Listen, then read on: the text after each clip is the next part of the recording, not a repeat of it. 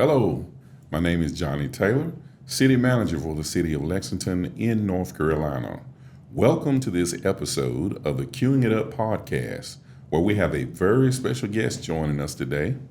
Our guest today is Mr. Joe Wallace. He is the CEO and President of the Lexington Area Chamber of Commerce.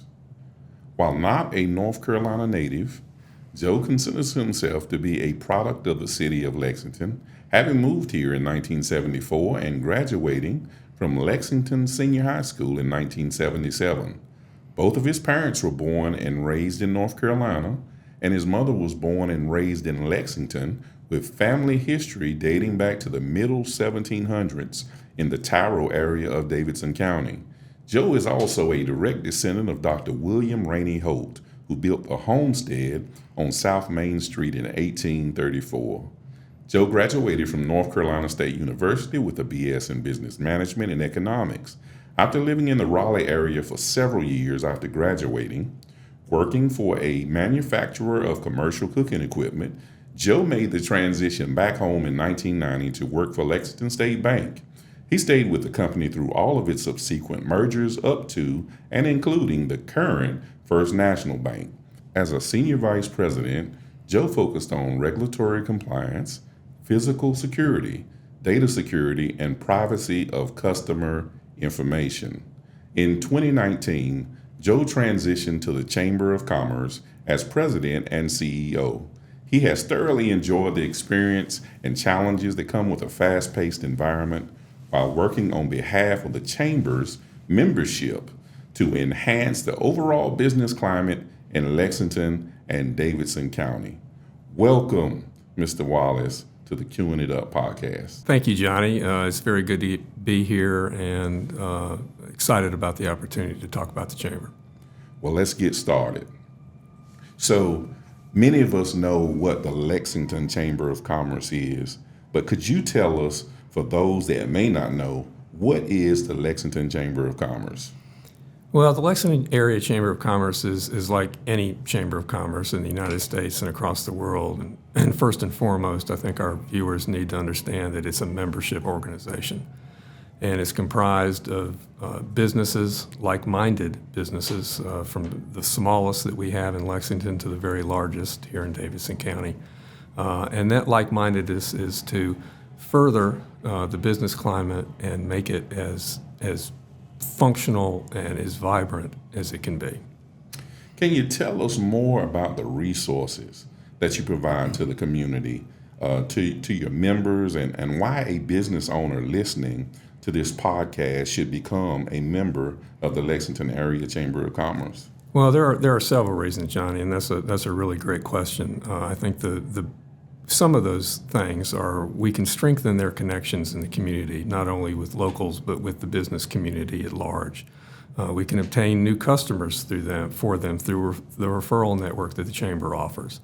We can sharpen their professional skills through the networking that we have and the events that we hold, such as the Small Business Center Lunch and Learns that we offer through and in conjunction with the Small Business Center at the Davidson-Davie Community College. We can advertise for your business through our website, through our social media pages, and we can also celebrate their accomplishments, whether that's the grand opening, whether that's a business expansion, whether that is a milestone that they reach in their longevity. Those are all things that we can do with ribbon cuttings and other ways to bring notoriety and exposure for their business. And in joining the Chamber, they also have a partner that's there to help them in any way that we can to further their business and obtain the goals that they're trying to strive and reach for. And finally, I think it's an old adage, but I think it applies to not only the Lexington Area Chamber of Commerce, but also any chamber, is that it's the adage that a rising tide floats all boats. And the stronger the local business economy and network is, the better it is for all businesses in Lexington and Davidson County. And everybody benefits from that, not only the residents, but the businesses themselves. So for a individual business here in Lexington or Davidson County or outside of Davidson County that does business within Davidson County. To join the chamber is a way for them to be recognized, but it also brings them some credibility.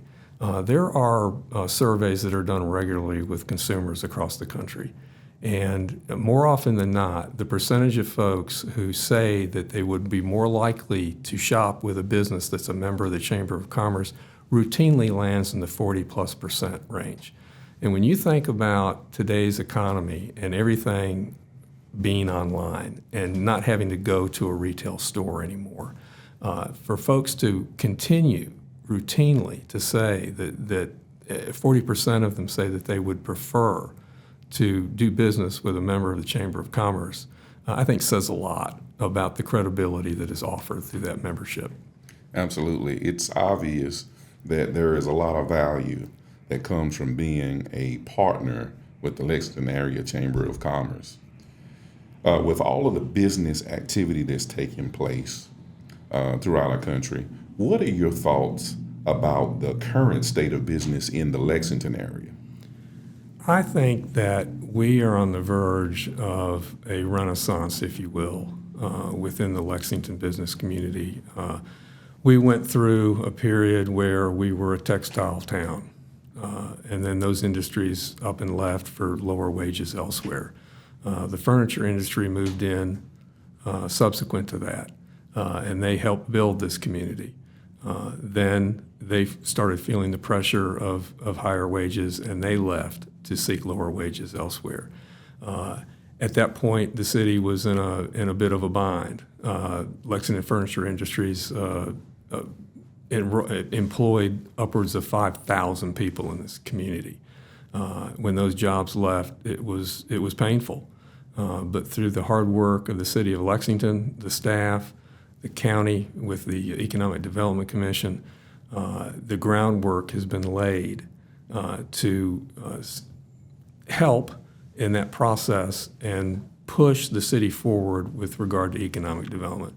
I think a lot of people have through the years recognized the fact that Lexington is in a unique position here in the Piedmont.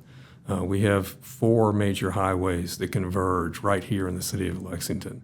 The main railway line through the state of North Carolina runs right through Lexington. And it's taken some time, a lot more time than I think people had hoped and envisioned, but we're there now. And major manufacturers are recognizing what Lexington has to offer now. They are coming. That's going to bring smaller businesses, ancillary businesses that support those larger organizations. That's going to raise the median income in the city of Lexington, which will afford larger retailers to look at this area and think that maybe that's a place that they could go and expand in. So I think that Lexington is really poised for some serious growth here in the next couple of years, and the Chamber is very glad to be a part of that. Well, I agree with you, and we're excited about all the growth and all the preparation that has gone on in the past to put us in this current position is definitely showing benefits at this time. We're already experiencing beautiful weather, and it makes me think about the Friday evenings at the Alive After 5 concert series. Tell us more about the concert series. Very, very glad that you brought that up, Johnny. Thank you. That concert series has been going on for a long time, and it actually started in the back parking lot of Lanier's, and probably 100, 200 people there during an evening. And then the city, in conjunction with Breeden Insurance Services, created the Breeden Insurance Amphitheater, and the concert series moved there and has continued to grow and evolve ever since. We, on average, depending on the weather and the music that's there that evening, will have between 1,200 and 2,000 people out there.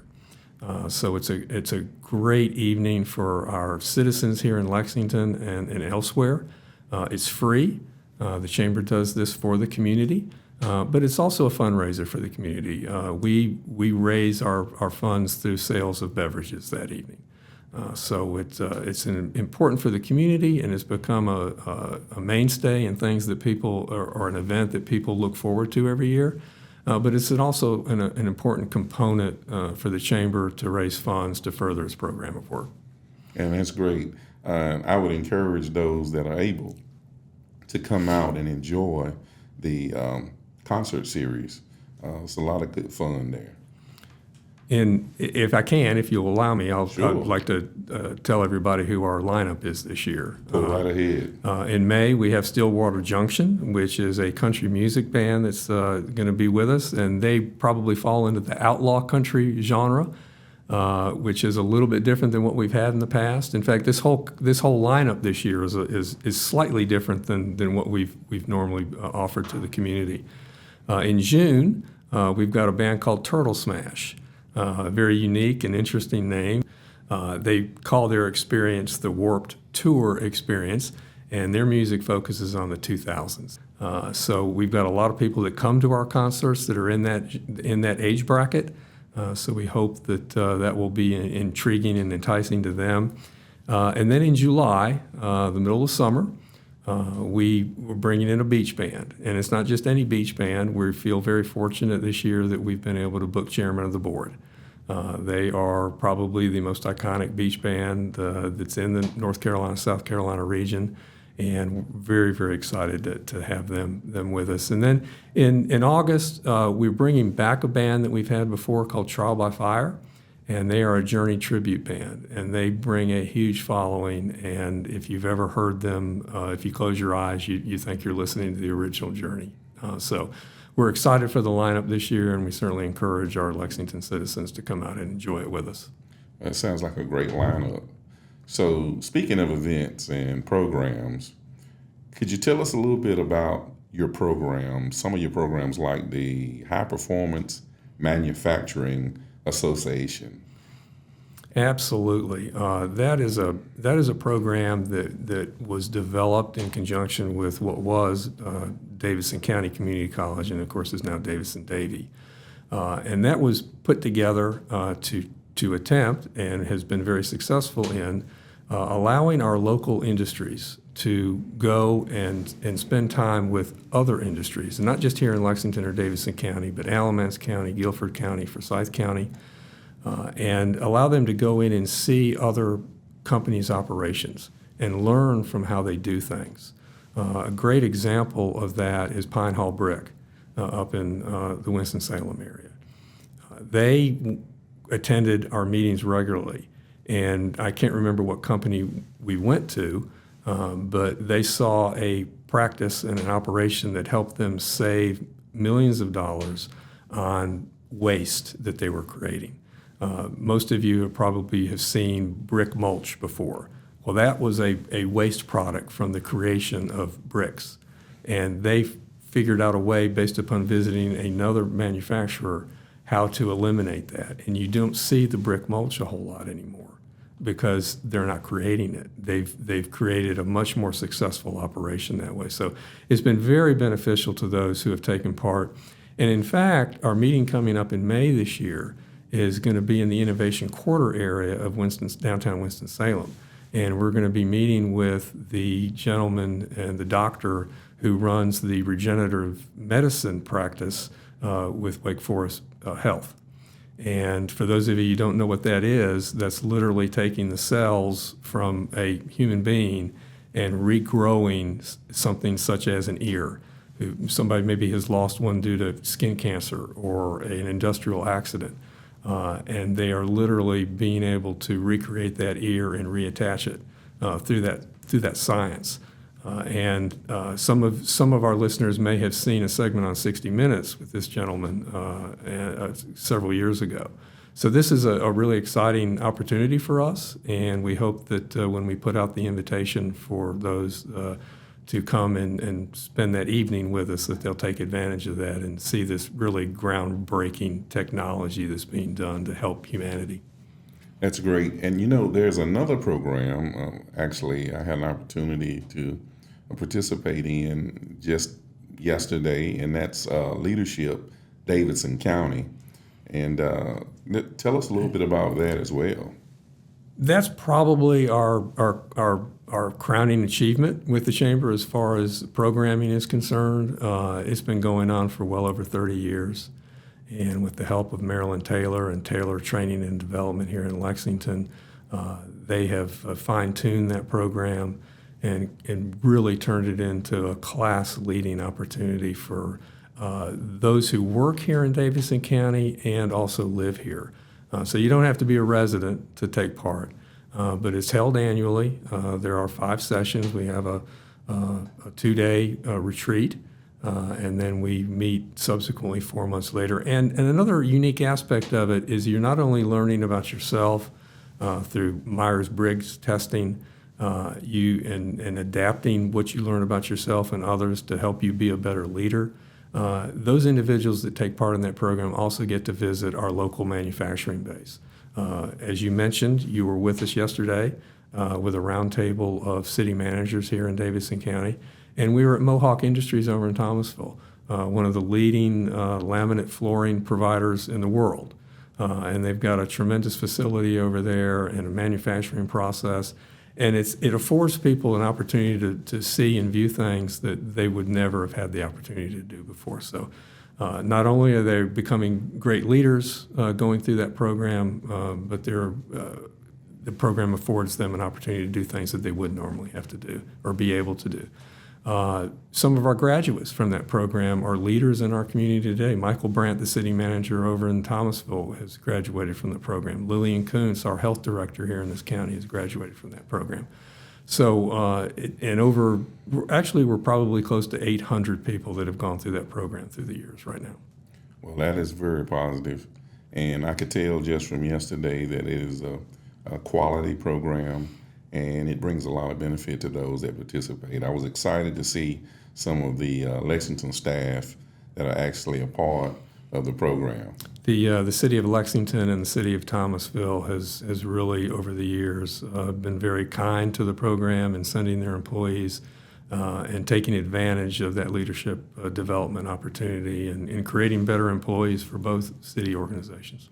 And we're grateful. I've got a question. I call it the time machine question that I kind of throw out to a lot of our guests here on Queuing It Up. And I know we've talked about how it appears that we're entering sort of a renaissance. 10 years from now, what would you envision we would see if we could instantly go to the year 2035 as far as business here in Lexington?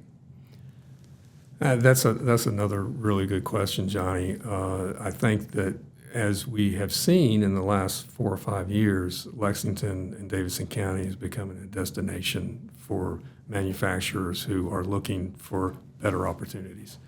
And I think what we're going to see in Lexington is the byproduct of that. We're going to see more industry. We're going to see more residents. We're going to see a higher median income. And we're going to see more retail shopping opportunities because of that. Are there going to be some growing pains? Sure there are. We've already experiencing down at the Highway 8 Brown Street, Cotton Grove Road Fairview, Brown Street intersection there, Parkway Plaza. But the city just announced that that's being worked on and will start in another month or so. So with the help of the state, and with the city planning, I think that we're going to work through those issues that are going to occur, especially with the new housing developments being built. I think you mentioned yesterday at Leadership Davidson County that there are over 1,000 units on tap right now. That's a huge influx of residents to the city of Lexington. And with that will come challenges. But I think from what I've seen through the years here at the city of Lexington and the leadership, I think that those challenges are going to be met, and we're all going to be better for it. So you've given a lot of information about the Lexington Area Chamber of Commerce. Where can people go to make sure that they're up to date about the chamber events? We're on all the social media platforms: Facebook, Instagram, LinkedIn, and of course our website. Thank you, Joe, for joining us today. This has been very informative. And I'm excited about all of the great things, the partnership between the city and all of the events and things that are on tap that are going to be organized and actually carried through by the Lexington Area Chamber of Commerce. And we will certainly like to invite you back to talk about things in the future that may be happening in the community so that everybody knows how great of a job is being done here in our great city. Well, thank you, Johnny. On behalf of the Chamber, its Board of Directors, its 375 plus minus members, we look forward to the opportunity to come and represent the Chamber and talk about the future of Lexington anytime. Thanks for joining us on this episode of Queuing It Up. If you got some value by listening to this episode, please subscribe and leave a review on the platform you're listening to this episode on. You can also follow us on social media at City of Lexington for updates on future episodes. For more information on the City of Lexington, please visit www.lexingtonnc.gov. We'll see you on the next episode.